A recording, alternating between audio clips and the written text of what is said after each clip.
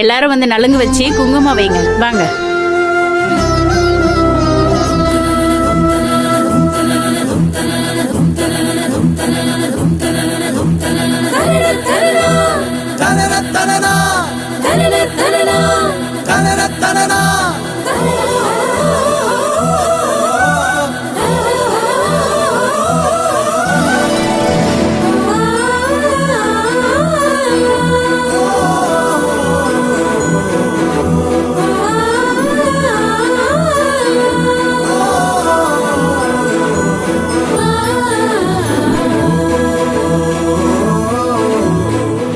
அம்மா நீயும் வை. என்னதான் தாயா இருந்தாலும் பிள்ளைங்களுக்காக தள்ளி நிக்கிறது தான் நல்லது. சில காரியங்கள் எல்லாம் சுமங்கலிங்க தான் செய்யணும். மா நீ வந்து வை. யார் என்ன சொல்றாங்கன்னு நான் பாக்குறேன். பயங்கத்த அகிலா உங்க பொண்ணு, உங்களை யார் கேள்வி கேட்பாங்க? அப்படின்னா அவளே அவளுக்கு தாலியை கட்டிக்க வேண்டியதானே? எதுக்கு என் பையன்?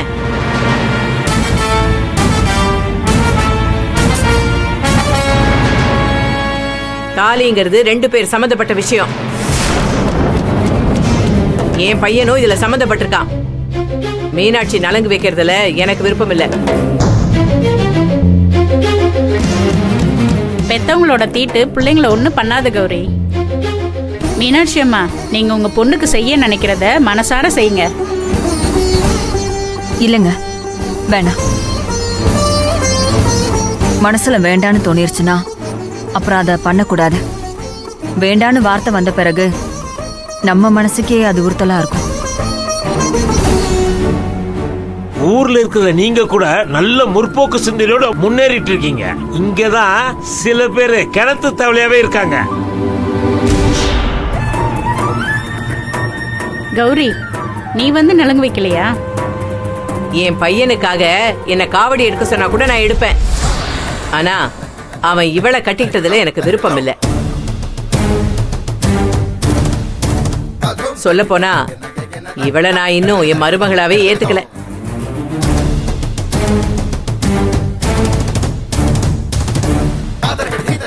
குடுக்கறதா சொன்ன அந்த 7 பவுன் என் கையில கொடுத்தா வந்த வேலை முடிஞ்சதுன்னு நான் போய்கிட்டே இருப்பேன். மா, சப நாகரிகம் கூட இல்லையா? எல்லார் முன்னாடியும் ஏன் இப்படி தேல் கொட்டுற மாதிரி கொட்டுறீங்க? அகிலா மனசு எவ்வளவு கஷ்டப்படும். இன்னைக்கு ஒரு நாளாவது அகிலா சந்தோஷமா இருக்கட்டும். உங்களுக்கு விருப்பம் இல்லைன்னா செய்ய வேண்டாம். ஆனா உங்களால மறுக்க முடியாத ஒரு விஷயம், அகிலா கதிரோட பொண்டாட்டி. அத்தை, அகிலா தான் உங்க 2வது மருமக. அகிலாவை நீங்க உங்க மனசார மருமகளா ஏத்துப்பீங்க. நான் சொன்னா அது கண்டிப்பா நடக்கும். மா,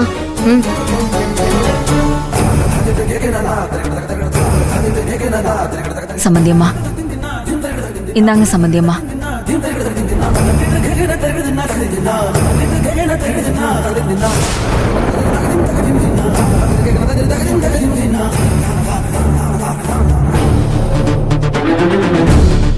அத்தை, நான் உங்களுக்கு கொடுக்கறதா சொன்ன 7 பவுன் நகையை கொடுத்தாச்சு. என் தங்கச்சிக்கு போடுறதா சொன்ன 3 பவுனையும் நான் போட்டுட்டேன். என்ன மேயர் நேர்ல வந்து உன்னை பாராட்டிட்டு போனதுனால மனசுக்குள்ள பெரிய சாதனை பண்ணிட்டதா ரெக்க கட்டி பறந்துகிட்டு இருக்கியா? ஒரு குழந்தைய நீ பெத்து கொடுக்கற வரைக்கும் நீ எவ்வளவு பெரிய சாதனை பண்ணாலும் அதெல்லாம் என்ன பொறுத்த வரைக்கும் ஒண்ணுமே இல்லை.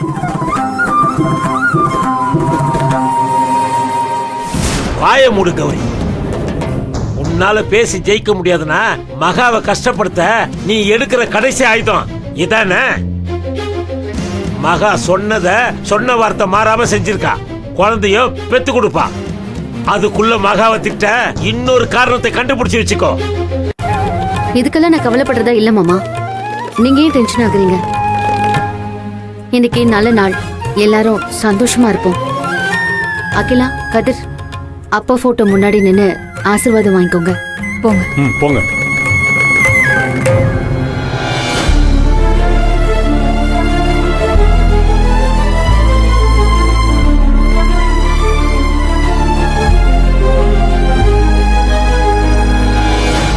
என்னம்மா எல்லாம் உன் கண்ட்ரோல்ல வைக்காம எல்லாத்துலயும் விலகி நிக்கிற?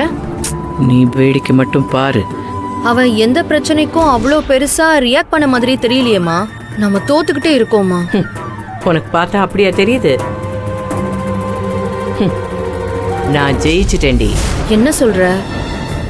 மீனாட்சிய கதற விட்டேன். மகாவை எல்லார் முன்னாடி மன்னிப்பு கேட்க வச்சேன். தாலிங்கிற பேர்ல நம்ம கிட்ட இருந்து போன 7 பவுன் தங்கத்தையும் மீட்டுட்டேன். இப்ப சொல்லு. ம்.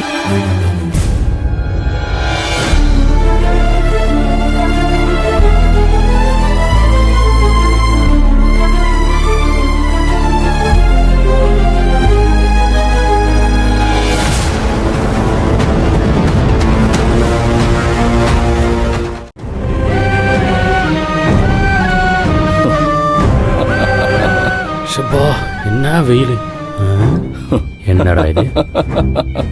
இவரு என்ன விட்டத்தை பாசி வச்சிட்டு இருக்காரு? ஒருவேளை காதல் வந்ததுக்கான அறிகுறியா இருக்குமோ? சார் சார் என்னாச்சு சார்? ஜூஸ் வாங்கிட்டு வந்தியா? சார் அதெல்லாம் தலைவர் படம் டிக்கெட் வாங்குற மாதிரி கியூல நின்று அடிச்சு பிடிச்சு வாங்கி வந்துட்டேன் சார். அது இருக்கட்டும், நீங்க எதுக்காக தனியா சிரிச்சிட்டு இருக்கீங்க சார்? நான் போன கேப்ல அந்த திவ்யா உங்ககிட்ட காதல சொல்லிட்டாங்களா என்ன?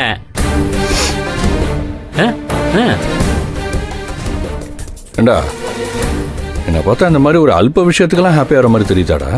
இதுவே அல்பமா? அப்ப அதை விட பெருசு என்ன சார்?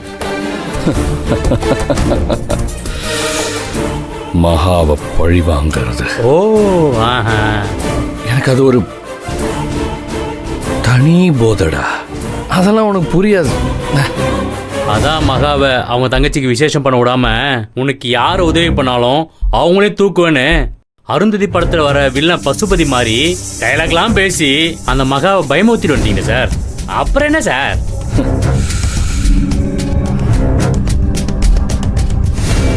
கோவில்ல அந்த மகா எந்த பக்கமும் உதவி கிடைக்காம தங்கச்சி ஃபங்க்ஷனை நடத்த முடியாம என்ன பண்றதுன்னு தெரியாம அப்படியே தவிச்சு நின்னதை பார்த்தடா. அந்த ஃபீல் இருக்குல்ல, அது டேய், சொல்ல முடியலடா. அந்த ஃபீல் வேற லெவல்டா. அந்த ஃபீல்